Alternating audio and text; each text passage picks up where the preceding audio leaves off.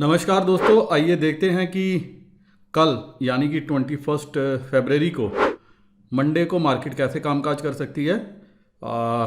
लेकिन उससे पहले disclaimer, video education learning purpose के लिए मेरी तरफ से कोई बाय सेल का रिकमेंडेशन नहीं है। कुछ भी खरीदने बेचने से पहले अपने फाइनेंशियल एडवाइज़र की मदद ले लीजिएगा, क्योंकि आपको होने वाले प्रॉफिट लॉस के लिए मेरा चैनल किसी भी तरह से जिम्मेवार नहीं है।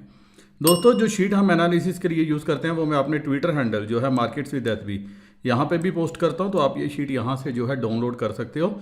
और मैं अपने उन सभी दोस्तों का धन्यवाद करता हूँ जिन्होंने मुझे 1400 प्लस फॉलोअर्स पहुँचाने में मदद की। यूँ ही अपना प्यार बरसाते रहिए। कोशिश करूँगा कि जो भी मुझे मार्केट के बारे में समझ आती है वो मैं आपके साथ शेयर करता रहूँ। अब चलते हैं एनालिसिस के ऊपर, लेकिन उससे पहले इम्पॉर्टेंट अनाउंसमेंट। मेरे वह दोस्त जो किसी भी डिस्काउंट ब्रोकर के साथ अपना अकाउंट ओपन करना चाहते हैं, डिस्क्रिप्शन में मैंने 3-4 ब्रोकर्स का लिंक दिया हुआ है, जिसमें अपस्टॉक, एसएस ऑनलाइन भी शामिल है जो हमें नेक्स्ट ट्रेडर प्रोवाइड करता है। तो आप किसी भी ब्रोकर के साथ अपना अकाउंट ओपन कर सकते हैं, और हो सके तो अपने दोस्तों के साथ भी लिंक शेयर कर दीजिए ताकि उनको भी अकाउंट ओपन करने में मदद मिले। और अगर आप अकाउंट ओपन करते हैं तो एक बार के लिए अपनी डिटेल्स भी मेरे साथ जरूर शेयर कर लीजिएगा। अब रिटेलर बीरिश पोजीशन लेके गया है, एफआईआई बुलिश पोजीशन लेके गया है, बुलिश बोलूँगा। और प्रॉस मिक्स व्यू लेके गया, डीआईआई मिक्स व्यू लेके गया। नेट बेसिस पे रिटेलर अब 7281 कंट्रैक्ट जो है ये लॉन्ग साइड पे है, मतलब 60-70 हज़ार शॉर्ट थे, लॉन्ग थे, वो सारे के सारे निकलते हुए नज़र आ रहे हैं। आप देखिए कुछ लॉन्ग क्लोज किए, कुछ शॉर्ट भी ऐड किए।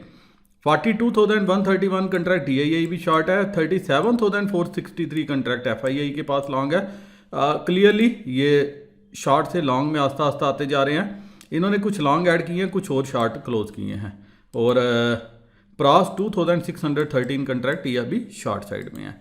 अब कॉल साइड में रिटेलर ने 81,000 कंट्रैक्ट शॉर्ट किए हैं, और प्रॉस ने भी 26,000 कंट्रैक्ट, ज़्यादा आंकड़ा रिटेलर की तरफ से है। और जो एफआईआई के पास लॉन्ग है, इसका मतलब कि अगर डिप आती है कल की ओपनिंग में, पहले 15 मिनट में अगर वो रिकवर नहीं होती तो रिटेलर यहाँ से निकल के जो है कॉल साइड में बैठने की कोशिश करेंगे।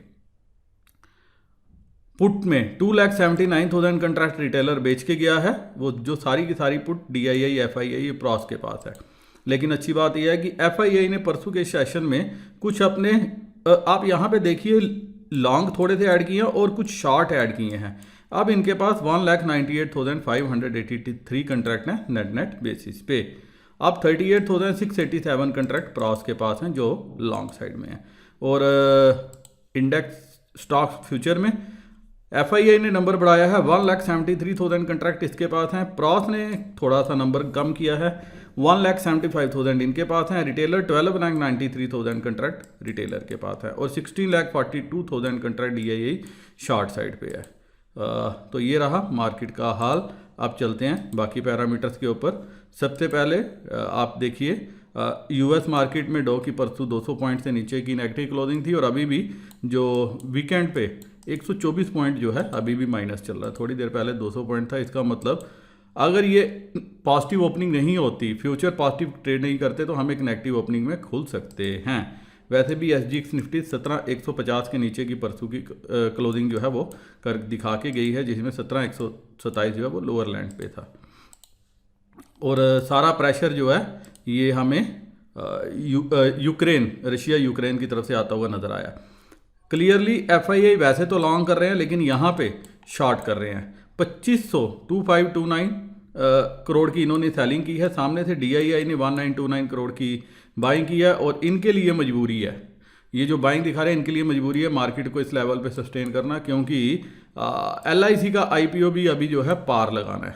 10 तारीख को रिजल्ट है, जो 5 स्टेट में इलेक्शन चल रही हैं, और 11 को एलआईसी का आईपीओ आ रहा है, और इनको भी वही रेट नज़र में आया। 2100 रुपीज़ शेयर जो है वो शायद सुनने में आ रहा है कि एलआईसी के आईपीओ का होगा। अब निफ्टी, और क्लियरली परसों जो है स्पॉट और फ्यूचर में काफ़ी अच्छा अंतर आ गया था दोबारा से। 17,276, 17,276, तो मैं सीधा 17,200 पे चलूँगा। यहाँ पे आप देखिए ये पुट थोड़ी सी यहाँ पे ऐड हुई है, यहाँ पे कॉल ऐड हुई है, और 17,000 के लेवल पे भी 2467 कंट्रैक्ट ऐड हुए हैं, मतलब ये कॉल यहाँ तक बेची गई है।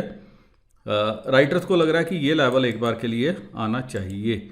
और रेजिस्टेंस कहाँ पे है? 17,300 पे बराबर का टक्कर है, कॉल और पुट में बराबर ओपन इंटरेस्ट है 62,000 68,000 कंट्रैक्ट का। लेकिन 17,400 पे थोड़ी सी हल्की सी रुकावट यहाँ पे है, मीनिंगफुल थोड़ी सी जो नज़र आ रही है वो 17,500 पे है, और 17,000 पे जो है नीचे की तरफ सपोर्ट का काम करेगी। और अगर इसका मतलब 17,000 के नीचे जाती है तो फिर अगला लेवल 16,800 हो सकता है। 17,250 इसके ऊपर मार्केट चलेगी तो थोड़ी सी स्ट्रेंथ होगी, 17,200 के नीचे जो है वो कमज़ोर होगी, और 17,250 ही जो है ये सेंटर मिड पॉइंट है।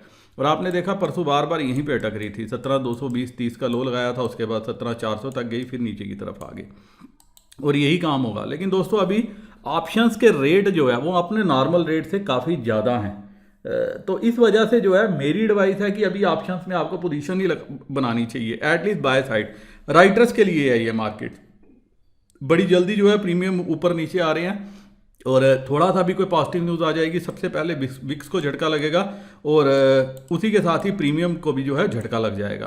तो अगर आप मुनाफा कमाना चाहते हैं तो या तो वेट कर लो एक अप्रोप्रिएट लेवल आने का, तो या वेट कर लो मार्केट के कूल ऑफ होने का, ताकि जो है जो रशिया यूक्रेन की प्रॉब्लम है ये सॉर्ट आउट होती नजर आए।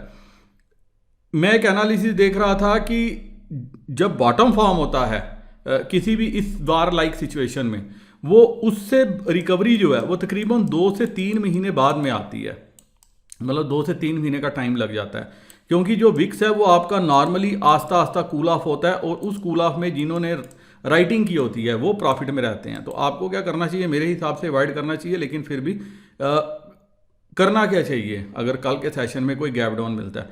दोस्तों अगर तो 100 150 200 पॉइंट का गैप डाउन मिलेगा तो उस लिहाज में वेट करना चाहिए, क्योंकि 17,250 के नीचे अगर 150 पॉइंट का गैप डाउन होता है तो 17,100 के आसपास मार्केट ओपन होगी। उस केस में क्या करोगे? आप देखोगे 200 और 300 इस लेवल पे और जो है एडिशन हो जाएगा। उस केस में मार्केट 17,000 के आसपास आने की कोशिश करेगी, और अगर 17,000 17,050 के पास आती है, यहाँ पे ओपनिंग मिलती है, आती नहीं है, ओपनिंग मिलती है, तो एक बार के लिए आप कॉल बाय कर सकते हो ये 17,000 या 17,100 वाली। लेकिन और पहले 15 मिनट का एक्शन भी आपको देखना है कि 15 मिनट में क्या होता है। अगर 17,150 के आसपास की गैप डाउन ओपनिंग मिलती है, इस केस में मैं बाय नहीं करूंगा, मैं कम से कम उसको पहले 15 मिनट सेटल होने दूंगा, ताकि जितनी भी मार काट मचनी है, जिन्होंने भी पोजीशंस काटनी है, जो करनी है वो काट लें। और अगर आप क्लियर कट कॉल पे ओपन इंटरेस्ट बढ़ते हुए देखो तो इसको बढ़ने देना, यहाँ पे उछल कूद मत करना, क्योंकि उस केस में क्या होगा, बड़े प्लेयर्स चाहेंगे उनको और थोड़ी नीचे लाएं, कॉल सस्ती मिले, और उसके बाद ऊपर खींच के लाएंगे।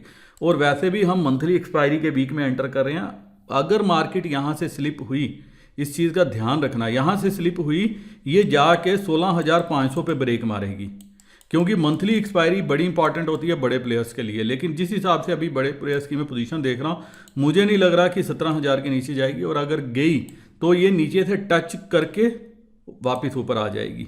तो इंपॉर्टेंट रहेगा कल एशिया का, एशिया कैसे कामकाज कर रहा है, और एशिया से भी ज़्यादा हम कैसे ओपन होते हैं।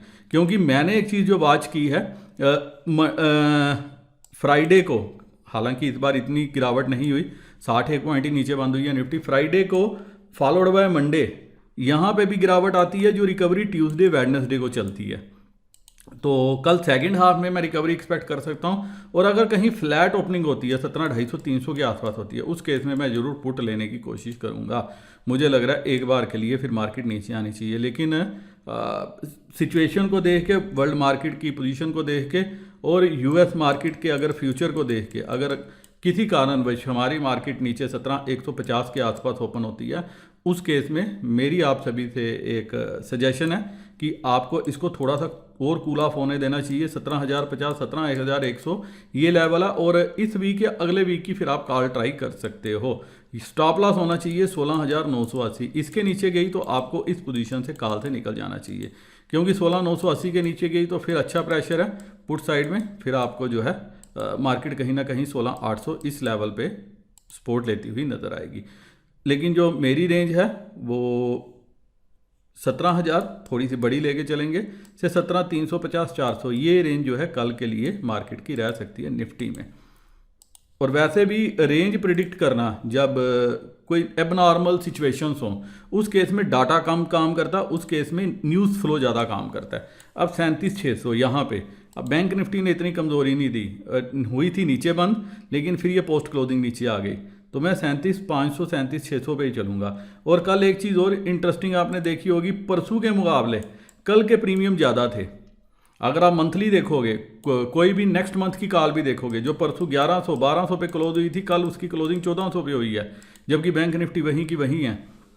यहाँ 37,500 पे, यहाँ पे भी 15,000 कंट्रैक्ट है पुट में, यहाँ पे कम है, लेकिन यहाँ पे थोड़ा सा जो है अच्छा ओपन इंटरेस्ट कॉल और पुट साइड दोनों है। तो 37,500 पे 40,000 कंट्रैक्ट है, यहाँ 48,000 कंट्रैक्ट है। यहाँ पे भी 37,800-900 अगर कोई गैप अप मिलता है इस लेवल की तरफ तो एक बार के लिए हम पुट बाय करके चलेंगे, और अगर 37,000 की तरफ कोई गैप डाउन मिलता है तो एक बार के लिए कॉल बाय करके चलेंगे। अगर गैप डाउन मिलता है तो 400-500 पॉइंट का, उस केस में मार्केट दोबारा 37,500 की तरफ आने की कोशिश कर सकती है।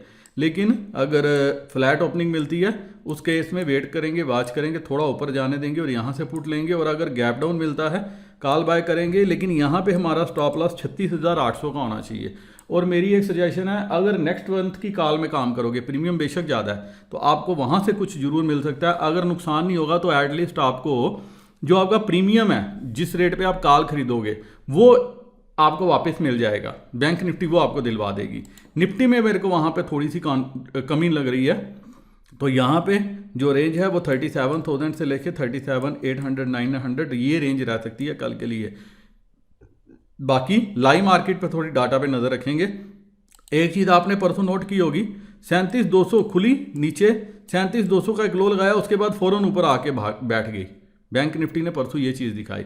तो अवर सोल्ड लेवल के आसपास अगर कभी नज़र आए आपको कल, तो वहाँ पे आप एक बार के लिए बाय कर सकते हो। और वैसे भी बैंक निफ्टी का डाटा पॉजिटिव है एज़ कम्पेयर टू निफ्टी। ये परसों फ्राइडे के सेशन में ही देखने में आ गया था। तो अगर डाउन ओपन होने के बाद, गैप डाउन होने के बाद सबसे पहले कोई ऊपर आएगा, वो मुझे लग रहा है बैंक निफ्टी आएगी। और बैंक निफ्टी ही अगर पॉजिटिव होती है या गैप डाउन के बाद ऊपर आती है, वही निफ्टी को खींचने का काम करेगी।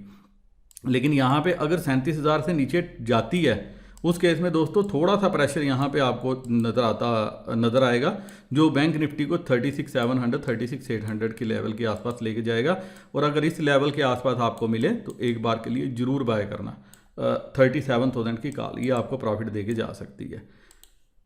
तो जो रेंज रह सकती है वो 36,700 से 37,800 ये रेंज रह सकती है। बाकी लाइव मार्केट पे नज़र रखेंगे।